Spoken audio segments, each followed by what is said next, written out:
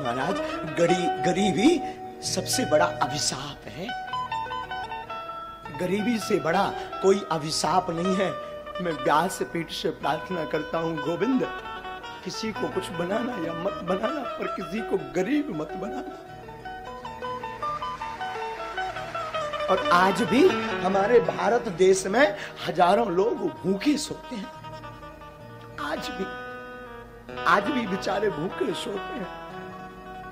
हमारे देश में आज भी भूखे सोते हैं। श्रीमान, हमारा निजी अनुभव है, हम किसी की बात नहीं कहते, हमारा निजी अनुभव है कि जब 2 रुपया ना हो ना तो कोई पूछता नहीं है,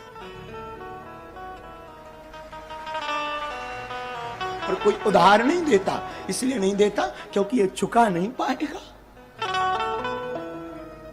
बड़े लोगों को ही उधारी मिलती है, गरीबों का तो सिर्फ परमात्मा होता है।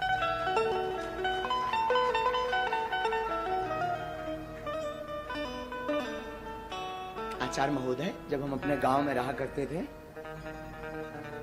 तो हम अपने गांव में भीख मांगते थे। 8 साल तक हमने भीख मांगी। और एक बार की घटना बहुत झंझोर थी, चूंकि पर वो रह नहीं पाते हम उसे कहे बिना। बचपन में हमारी अवस्था जब 9 साल की थी तो हमें वृंदावन जाना था पढ़ने के लिए।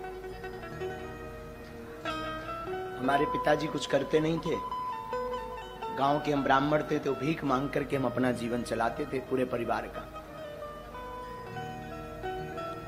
और वृंदावन जाने के लिए हमारे पास उस वक्त 1000 रुपए किराया ना रहे।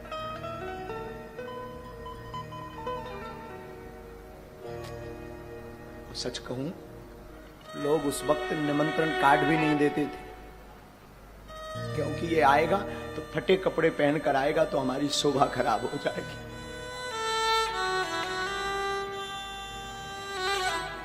श्रीमान, 2000 रुपया किराया नहीं मिला था हमें वृंदावन जाने के लिए, क्योंकि लोग इसलिए नहीं देते थे क्योंकि ये चुका नहीं पाएंगे।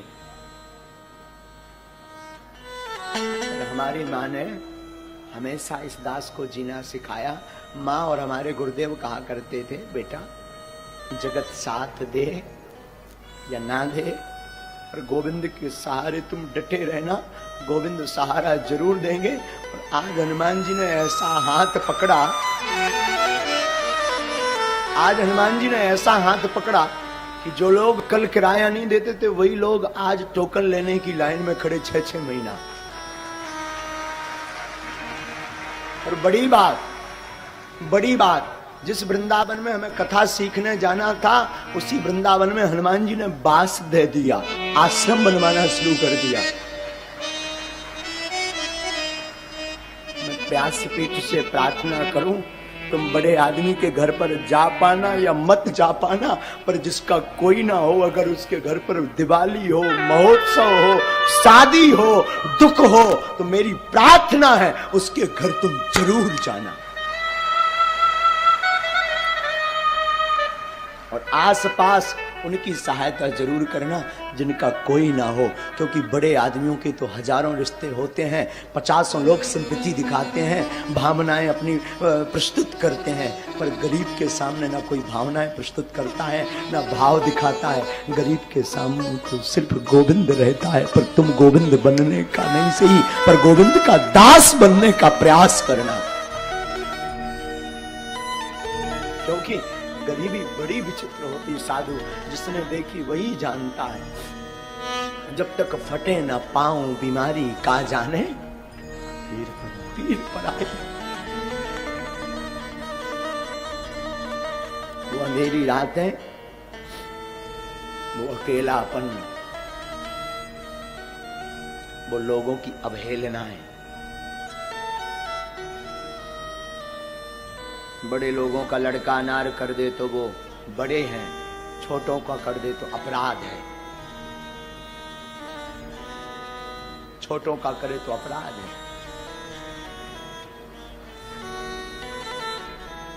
बड़े लोग फटे कपड़े पहने तो ये फैशन,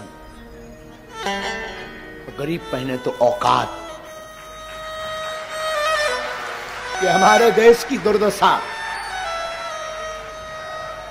बड़ा आदमी जमीन पर बैठे, बड़ा आदमी जमीन पर बैठे तो बड़े हृदय दिल का, और गरीब बैठे तो ये उसकी औकात। द्विपक्षीय हमारा देश है, द्विपक्षीय, तो द्विपक्षीय हमारा देश है। इसलिए बागेश्वर धाम की व्यासपीठ को हमने इसीलिए सिर्फ और सिर्फ उनके लिए खोल रखा जिसका कोई नहीं है। हम हमेशा बोलते हैं हमारे तन में जब तक प्राण रहेंगे, हमारे तन में, तब तक भागवत से या धाम बागेश्वर धाम पर दरबार जो लगता है उससे जो भी चढ़ोतरी आती है, हम कहते आपकी बेटियां आपको बोझ नहीं बनेगी, बेझिझक हमारे धाम आ जाना, पूरे विवाह का खर्चा बागेश्वर धाम लेगा। तो कोई सहारा दे या ना दे, तुम आ जाना बेझिझक। तुम्हारे हनुमान जी बाप का घर है बागेश्वर धाम, बेझिझक आना।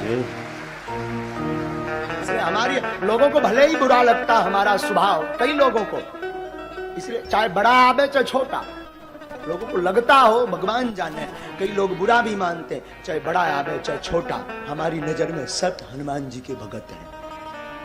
हमें ना बड़ा है ना छोटा, क्योंकि ना दक्षिणा लेते हैं तो हमारे लिए ना कोई बड़ा है। जिसे दक्षिणा चाहिए हो, जिसे यश चाहिए हो, जिसे पद चाहिए हो, उसके लिए बड़ा छोटा। हमें तो एक ही पद चाहिए, एक ही दक्षिणा चाहिए, एक ही नाम चाहिए, वो हनुमान नाम रूपी चाहिए। फिर क्या मतलब बड़ा या छोटा। इसलिए कथा भी हम हमेशा अपने हनुमान जी को सुनाते हैं और बोल देते तुम्हारी क्षमता हो तो बैठो, नहीं तो भग जाओ, नो वेलकम। हमारी कथा आपके लिए नहीं है, अपने बाप हनुमान जी के लिए है। तुम सुनो या ना सुनो, मेरा बाप तो मुस्कुराता सुन रहा ना, तो बैठकर सुनता है और मुस्कुराता भी अद्भुत साफ। वो तो खड़ा खड़ा मुस्कुराता रहता और सुनता है कथा को। तुम क्या सुनोगे और आप दक्षिणा भी क्या दोगे? दुनिया खुद भिखारी है, वो क्या दक्षिणा चुकाएगी? अंतर इतना है, गरीब मंदिर के बाहर भीख मांगता, अमीर भीतर जाकर भीख मांगता, भिखारी दोनों है। जगत खुद भिखारी है, तो क्या आपको देगा? मैं प्रार्थना करूं संसार के लोगों से आशा मत करना, आशा करना तो सिर्फ गोविंद से करना। जगत तभी आपको साथ देगा जब आपके अंदर होते के धोते होंगे। कुछ नहीं होगा, जगत साथ नहीं देगा, क्योंकि सब भिखारी हैं। अंतर इतना, कोई बाहर भीख मांगता लाज लज्जा छोड़कर, और कोई जो है पर्दा के अंदर भीख मांगता, भीख दोनों मांगते हैं। मैं प्रार्थना करूं, बुरा जरूर लगेगा मेरी बात का, और लगे तो हमें कौन था लिया पर समझाने, करिया मो कराओ।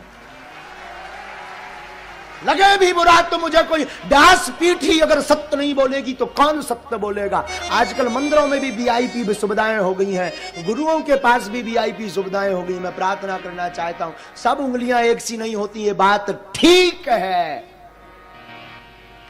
पर उनके लिए जरूर कुछ बनो जिनका कोई नहीं, जो 2 रुपया चढ़ा नहीं सकते, उनका जरूर बनो, उनका जरूर बनो। एक घड़ी बड़े आदमी का, प्रतिष्ठित आदमी का आप निमता छोड़ देना, उसको सहयोग देना छोड़ देना, उसके साथ खड़े होना छोड़ देना। पर मैं प्रार्थना करूं, I request all of you, उस गरीब का साथ देना मत छोड़ना जिसका कोई ना हो।